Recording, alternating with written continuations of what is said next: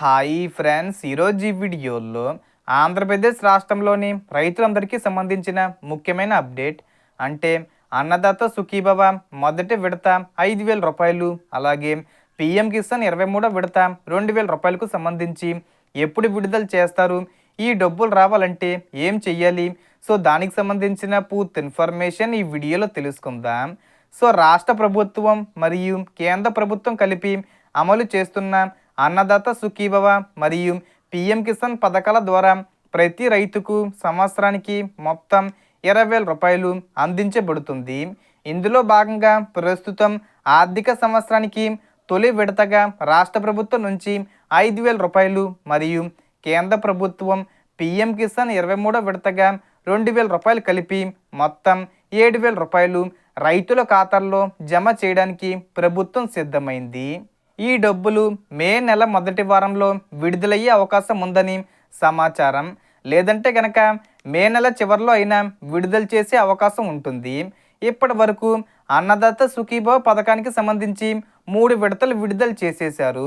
ఇప్పుడు మళ్ళీ ఈ 2026 సంవత్సరంలో మొదటి విడత కింద 5,000 రూపాయలు, అలాగే పిఎం కిసాన్ 23వ విడత 2,000 రూపాయలు కలిపి 7,000 రూపాయలు రిలీజ్ చేస్తారు.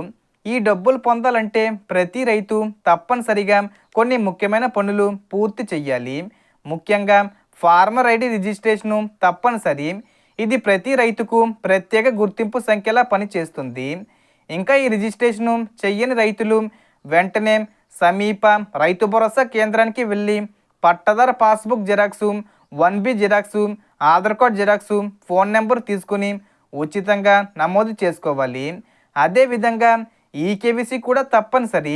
ఈకేవీసీ లేకపోతే పిఎం కిసాన్ లేదా అన్నదాత సుఖీభవ పథకాల ద్వారా డబ్బులు మీ ఖాతాల్లోకి రావు. దీనికోసం ఆధార్ కార్డు తీసుకొని మీ సేవ లేదా సిఎస్సి సెంటర్కు వెళ్ళి బయోమెట్రిక్ ద్వారా ఈకేవీసీ పూర్తి చెయ్యాలి. అలాగే మీ బ్యాంక్ ఖాతాకు ఎన్పిసి లింకు యాక్టివ్గా ఉందో లేదో చెక్ చేసుకోవాలి. ఎన్పిసి లింకు లేకపోతే డబ్బులు జమ కావు. కాబట్టి అవసరమైతే కొత్త బ్యాంక్ ఖాతా తెరిచి లింక్ చేయించుకోవాలి.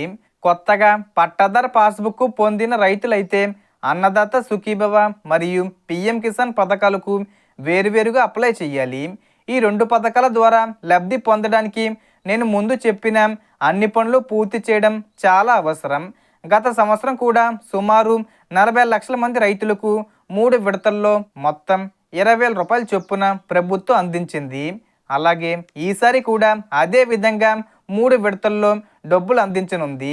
అంతేకాకుండా ఇన్పుట్ సబ్సిడీ కింద కూడా రైతులకు ఎకరానికి సుమారు 10,000 రూపాయల వరకు పంట నష్టపరిహారం ఇవ్వడానికి ప్రభుత్వం సిద్ధంగా ఉంది. సో మనకు వచ్చిన ఇన్ఫర్మేషన్ డిఫరెన్స్. మీకు ఈ వీడియో నచ్చితే లైక్ చేయండి, షేర్ చేయండి అండ్ సబ్స్క్రైబ్ చేసుకోండి. Thanks for watching.